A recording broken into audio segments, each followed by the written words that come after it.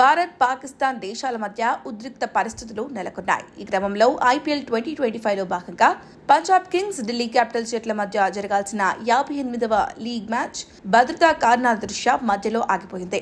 Match మధ్యలోనే ఆగిపోవడంతో పాయింట్ల పట్టికలో ఏ జట్టుకు పాయింట్లు లభించలేదు. ఈ మ్యాచ్లో పంజాబ్ కింగ్స్ జట్టు ముందుగా బ్యాటింగ్ చేసింది.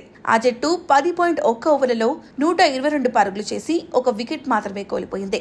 సరిగ్గా ఆ సమయంలో స్టేడియంలోని లైట్లు ఒకదాని తర్వాత ఒకటి ఆగిపోయాయి. ఆటగాళ్లు అభిమానులను స్టేడియం వదిలి వెళ్లమని కోరారు.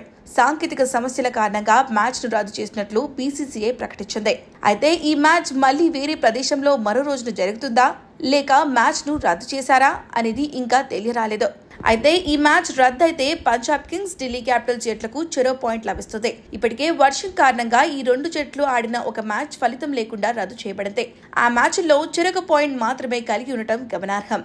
రెండు జట్లకు చెరొక పాయింట్ ఇస్తే పంజాబ్ కింగ్స్ జట్టు 12 మ్యాచ్ల తర్వాత 16 పాయింట్లను కలిగి ఉంటుంది.